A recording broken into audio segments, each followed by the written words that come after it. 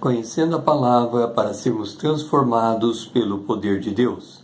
E hoje lendo em Mateus capítulo 6, o versículo 26 e 27.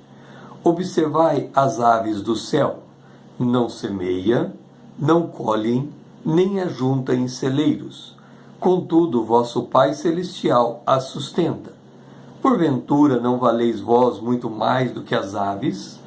Qual de vós, por ansioso que esteja, pode acrescentar um côvado ao curso da sua vida? Nós estamos acompanhando a história de Jó. Jó é conhecido na Bíblia por sua paciência perseverante. Paulo ensinou em Romanos capítulo 5, o versículo 3 e o versículo 4, que a tribulação produz perseverança, e a perseverança produz experiência, e a experiência produz esperança. Como observamos, Jó começou passando por uma prova, uma grande tribulação.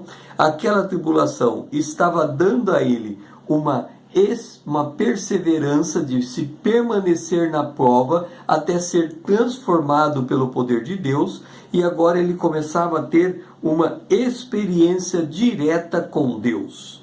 Deus estava falando com Jó. Na verdade, Deus estava fazendo perguntas a Jó. Deus não estava respondendo às inquietações de Jó. Antes, ele fazia perguntas e perguntas.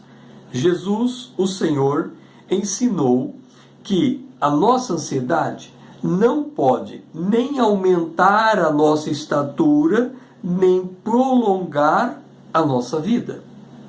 Ora, faça a seguinte reflexão. No lugar que você se encontra hoje, ouvindo esse vídeo, nesse lugar, nesse imóvel, nesse lugar que você se encontra, quantas pessoas participaram da obra da construção deste lugar? Há quanto tempo este lugar existe?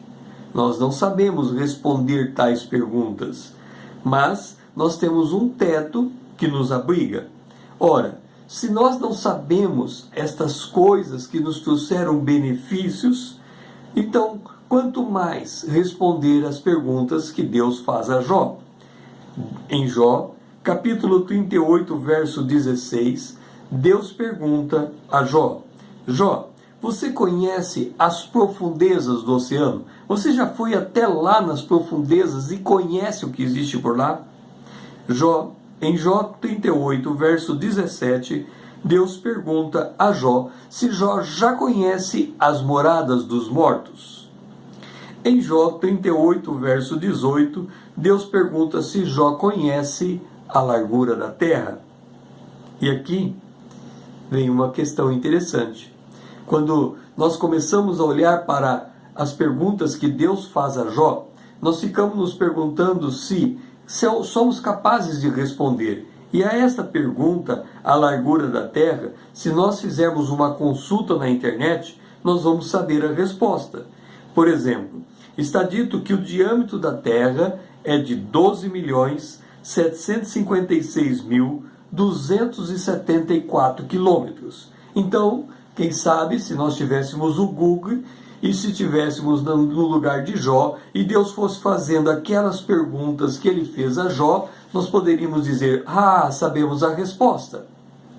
Nós temos que vigiar para que o orgulho não tome conta do nosso coração e seja um laço para a nossa alma.